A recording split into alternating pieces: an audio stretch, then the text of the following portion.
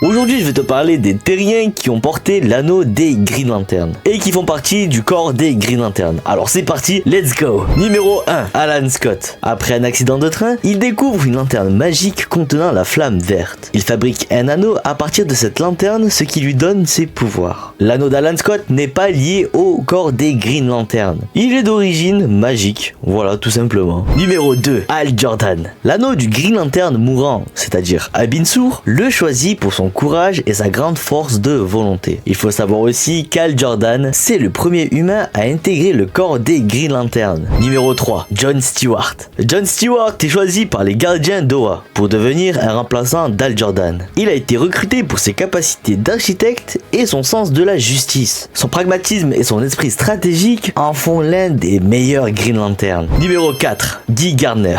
Guy Gardner est sélectionné comme un second choix par l'anneau d'Abin Sur, après Hal Jordan. Initialement, il ne reçoit pas l'anneau, mais il devient un lanterne lorsque le corps a besoin de renfort. Sa ténacité et son attitude impulsive le rendent unique. Numéro 5, Kyle Rayner. Kyle Rayner est choisi par Ganté, un gardien d'Oa. Après la destruction temporaire du corps des Green Lantern, Ganté le désigne comme un porteur d'anneau parfait, recruté par sa créativité et sa résilience émotionnelle. Numéro 6, Simon Baze. L'anneau d'Hal Jordan et de Sinestro fusionné en raison d'événements dans les comics, le choisit lorsqu'il est activé. Simon est recruté pour sa capacité à surmonter l'adversité. Il commence comme un personnage controversé en raison de son passé et de sa méfiance envers lui. Numéro 7, Jessica Cruz. Jessica Cruz est initialement forcée de porter l'anneau de Voltum, une version corrompue d'un anneau de pouvoir. Plus tard, un véritable anneau de Green Lantern l'a choisi pour sa force de volonté après qu'elle surmonte son anxiété et son traumatisme. C'est un symbole de résilience et de victoire sur ses peurs. Numéro 8, Joe Mulane. Joe Mulane est recruté directement par les gardiens d'Oa pour utiliser un anneau expérimental fonctionnant sans la batterie centrale. Elle est envoyée dans un secteur éloigné pour résoudre des conflits complexes. Et voilà, ce sont les terriens qui font partie du corps des Green Lantern. Enfin bref, dis-moi dans les commentaires si tu connaissais ou pas les membres du corps des Green Lantern terriens, si je peux dire ça comme ça. Et si tu ne le savais pas, dis-le moi dans les commentaires. Et si tu le savais, dis-le moi aussi dans les commentaires. Et dis-moi aussi